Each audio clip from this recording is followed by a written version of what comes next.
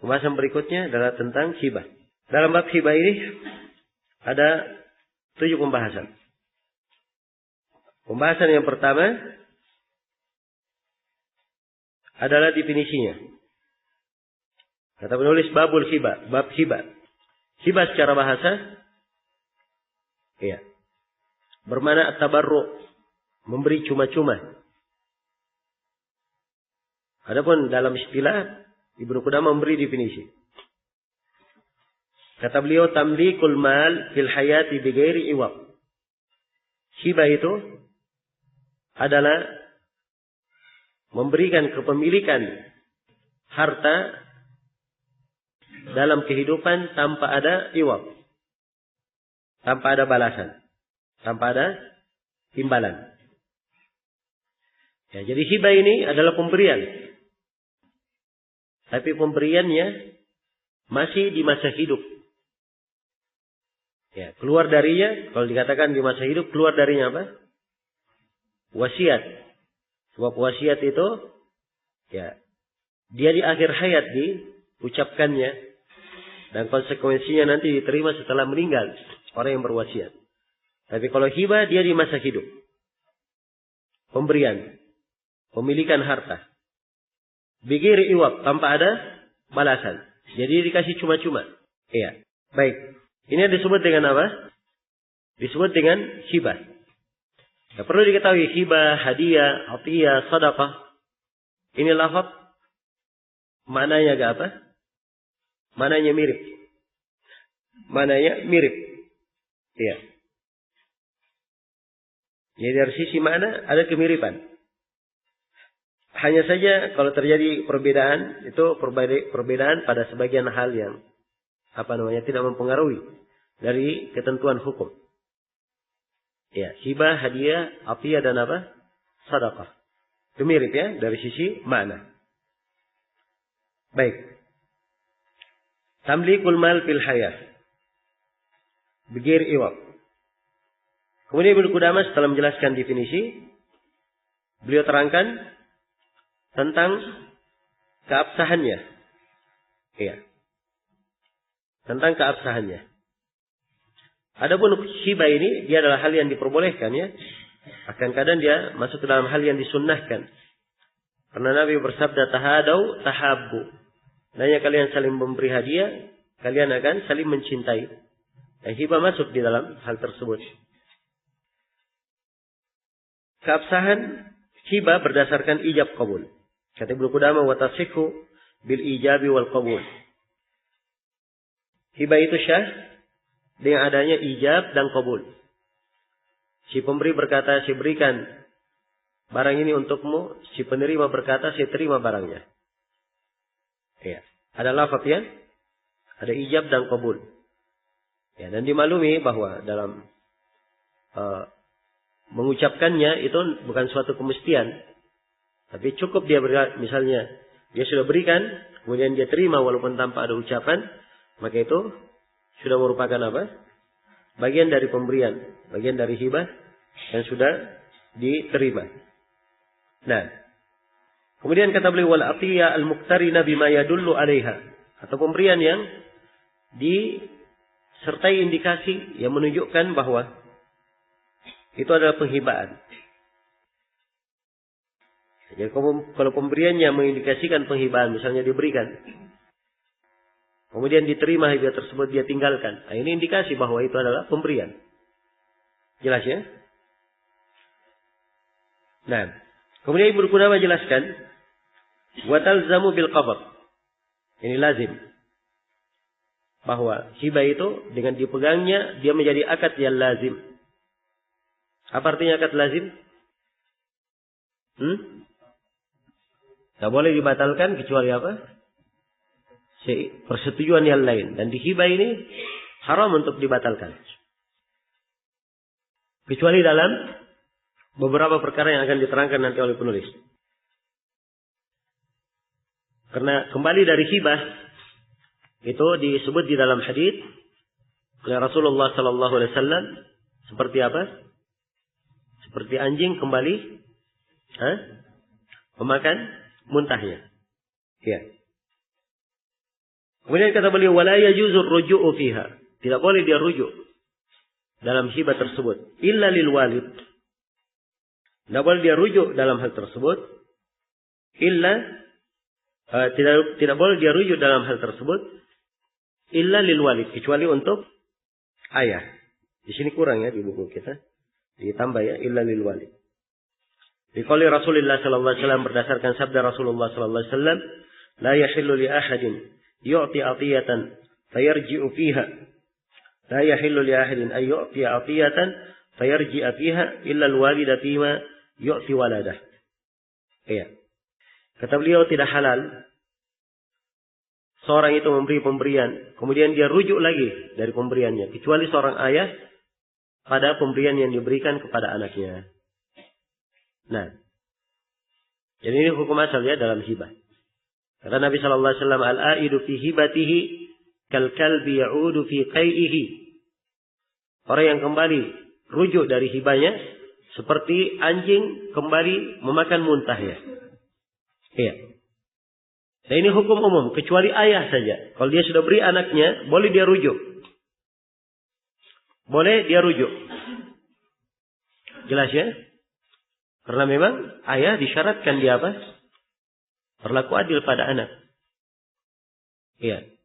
Ya kalau misalnya terjadi pemberian yang tidak adil, boleh dia rujuk. Tidak boleh dikatakan, oh sudah saya hibahkan. Tidak.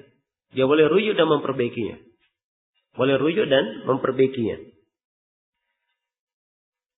Kemudian Ibnu Qudamah rahimahullah menyebutkan tentang kewajiban seorang ayah memberikan pembagian setara kepada anak-anak kandungnya.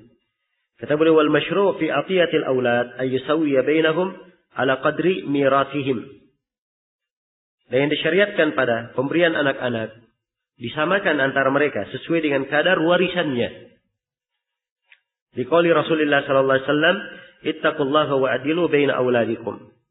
Berdasarkan sabda Rasulullah sallallahu alaihi wasallam, bertakwalah kalian kepada Allah dan berlaku adillah kepada anak-anak kalian.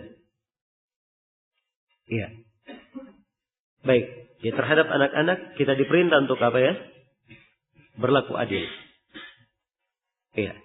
Dan cara pembagiannya di sini, kalau menurut yang disebut oleh Ibnu Qudamah rahimahullahu taala, pembagiannya harus sesuai dengan ketentuan apa? Ketentuan warisan. Dan warisan itu bagaimana ketentuannya? Lidzakari mithlu haddil unsayain.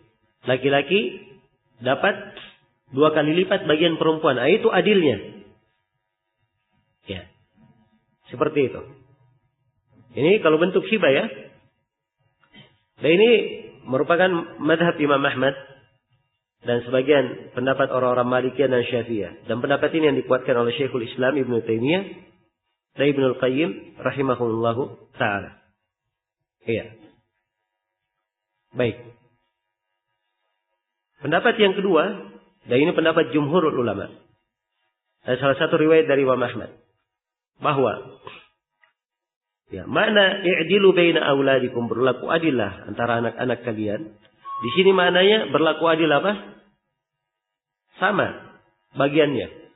Disamakan antara laki-laki dan perempuan. Nah, disamakan antara apa? Laki-laki dan perempuan. Dan ini pendapat jumhur. Hanya saja pendapat yang pertama itu lebih kuat.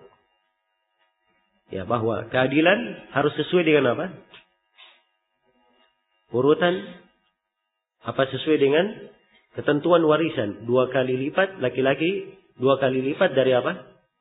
Perempuan. Dalam warisan saja diberlakukan hal tersebut. Dan itu yang sudah disebut keadilan. Yang paling adil dari sisi Allah Subhanahu wa ta'ala. Maka di dalam hibah hal itu diperjalankan. Ya, dan pendapat ini yang dikuatkan dan difatwakan oleh ulama-ulama besar kita di masa ini. Seperti Syekh Ibnu Utsaimin rahimahullah, Syekh Shalih Al-Fauzan, dan selainnya dari para ulama. Walaupun ada sebagian ulama yang cenderung menguatkan pendapat siapa?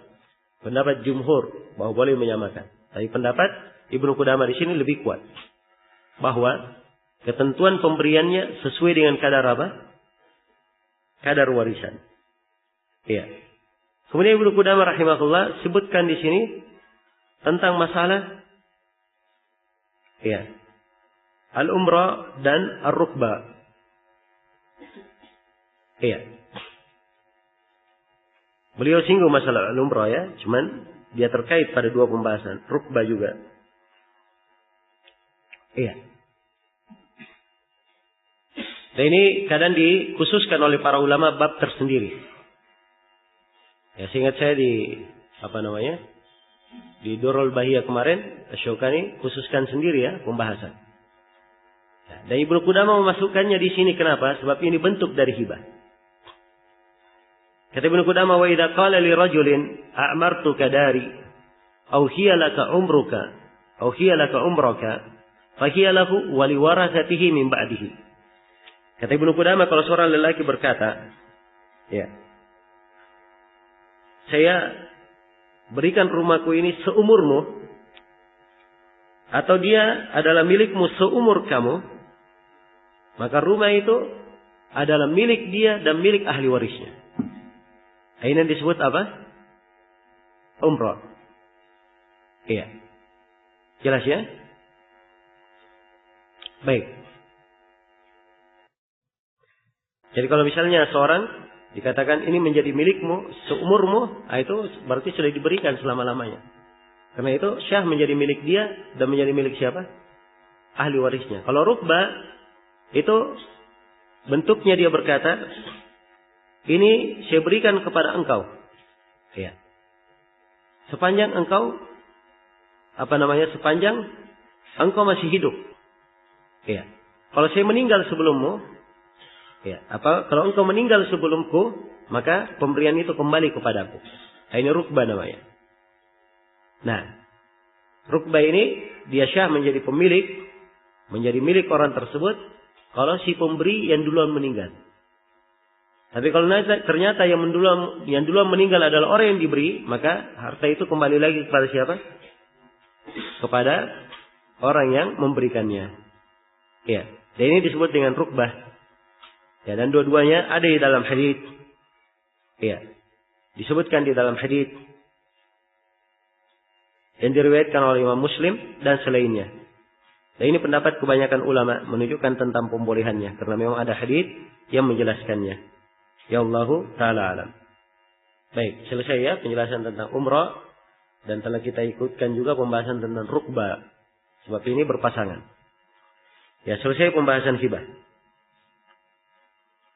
Baik, ini pembahasan setelahnya insyaallah taala kita lanjutkan pada pertemuan yang akan datang saja. Baik, malam ini tidak ada pertanyaan dulu ya. Subhanakallahumma bihamdik, asyhadu an la ilaha illa anta, astaghfiruka wa atubu ilaik, walhamdulillahirabbil alamin.